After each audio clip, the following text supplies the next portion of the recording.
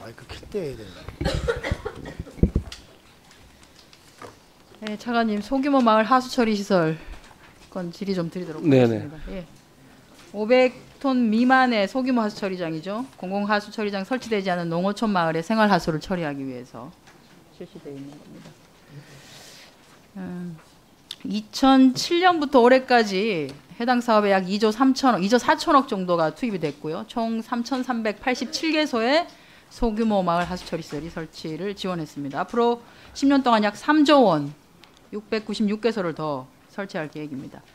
농어촌 마을 하수 처리 시설 사업이 제대로 진행되고 있는지 싶어서 저희가 한번 점검해봤습니다. 다 갈 수가 없어서 저희가 전북 지역 일부 위주로 조금 진행했다는 말씀을 드리겠습니다.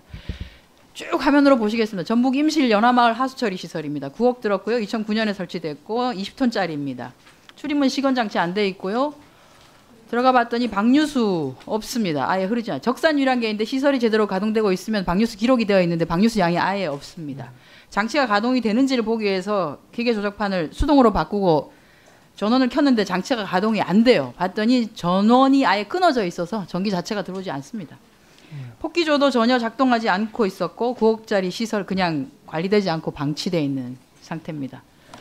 그 하수처리 시설 앞에 있는 냇가입니다. 저 부유물질이 잔뜩 있는데 저런 거 처리하라고 이거 설치한 건데 그냥 안 하고 있습니다.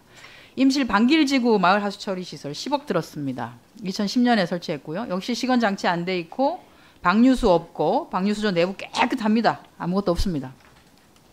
2016년 한 해만 시료 채취했다고 기록돼 있고 뭐 그 다른 연도 기록은 아예 남아 있지 않습니다. 마찬가지로 10억짜리 시설 지어놓고 방치되어 있습니다. 세종 감성지구의 소규모 처리장 공공 하수처리 시설입니다. 2010년에 건설되었습니다. 여기는 처리 용량이 조금 더 많습니다. 68톤 정도 되고요. 여기가 악취가 좀 있어서 악취 처리 방지 시설을 추가로 설치한 상태입니다. 파란 저 기둥이 악취 시설입니다. 적산 유량계 보면 23,000 방출된 양이 23,000톤 정도라고 되어 있는데 그날이 저희가 방문했던 게 10월 3일이었고요. 당시 누적 방류량이 23,000톤이었는데 해당 지자체로부터 감성지구 처리시설에 대한 수질검사 자료 받아봤더니 여기는 9월 18일자로 누적 방류량이 약 76,000톤. 3배 정도 차이가 납니다. 9월 18일 날 점검했다고 되어 있고 거기에 보면 유량이나 전력량 다 체크했다고 되어 있고 아무 이상 없다고 되어 있는데 저희가 한번 해봤습니다. 침전조의 경우에는 전원 자체를 꺼둔 상태인지 작동이 안 되고요. 용전 산소량계는 기계 자체가 고장난 상태였고요. 악취 방지 시설은 가동되지 않고 그냥 방치된 상태였습니다. 이 시설도 역시 앞서 시설하고 비슷하게 기본적으로 유입 수량이 적고 방류되는 양도 뭐 아주 미미한 정도여서 왜 설치했느냐 싶을 정도였습니다. 남원 지역의 방촌, 대곡, 부절, 사석 요 4개 지역권 한꺼번에 보겠습니다. 그냥 사석하고 부절의 경우에는 설비 고장으로 펌프 등이 정상 작동 여부 판단 자체가 아예 안 되고요. 펌프를 수동으로도 제어할 수 없게끔 되어 있습니다. 해당 시설 모두 질소나 인 제거를 하기 위해서 고농도 유기 오페수 고도 처리 공법을 사용하고 있는데 그럼에도 불구하고 반응조 약품 투입이나 침전조 슬러지 처리 등 공정관리 전혀 이루어지지 않고 있는 상황입니다. 그러니까 전체적으로 이렇습니다.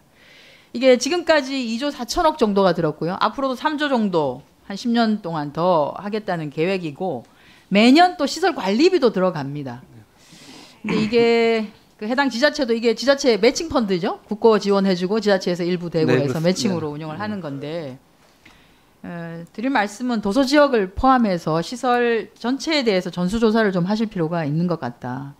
그리고 두 번째는 이게 동사업이 지자체장 선전용으로 지금처럼 이렇게 만들어지는 것, 예산을 투입하는데 전혀 쓰지 못하는 거, 안 쓸 것 같으면 차라리 폐기하는 게 맞는 거죠. 그렇죠? 그래서 저희가 남원, 대곡, 사석, 부절, 세종 여기 물을 떴습니다. 방류 전, 방류 후 떠가지고 점검을 해봤는데요. 저기 보시면 CODSS야 그냥 아시다시피 부유물질이고 하니까 그냥 이렇게 가만히 둬도 농도가 낮아집니다. 그렇죠? 뒀다가 머물렀다만 가도 낮아지고요. 그러면 토탈 인이나 토탈 질소가 어느 정도인가를 봤는데 별 의미가 없어요. 수치를 보십시오. 저기 보면. 방류 전 유입되는 거하고 방류수하고 특히나 그 인 같은 경우에는 농도 차이가 없고요. 질소 같은 경우에는 오히려 방류수가 더 높은 것도 있습니다. 그러니까 저 정도 아예 그냥 처리 안 하고 있는 거하고 똑같은 거죠. 그러니까 이건 근본적으로 봤을 때 너무 과도하게 설계가 된 상태입니다.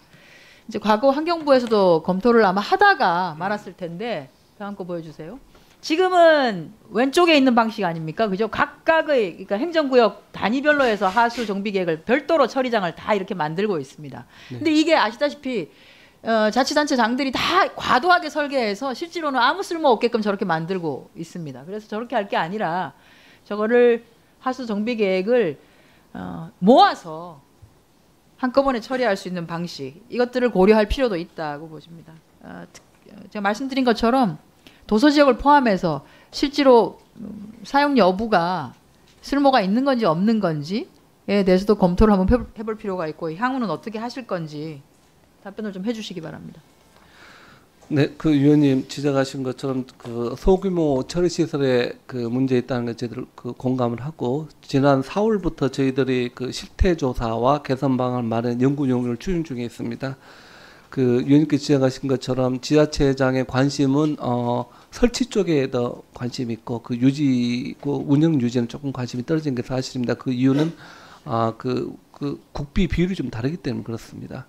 저희도 그 문제 좀 같이 고민해가지고 연말까지 전체적으로 그 지원 기준이라든가 국비 지원 비율, 그다음에 시설 기준, 수질 기준, 관리 인력 문제도 좀 있습니다. 그걸 종합적으로 검토를 하겠습니다.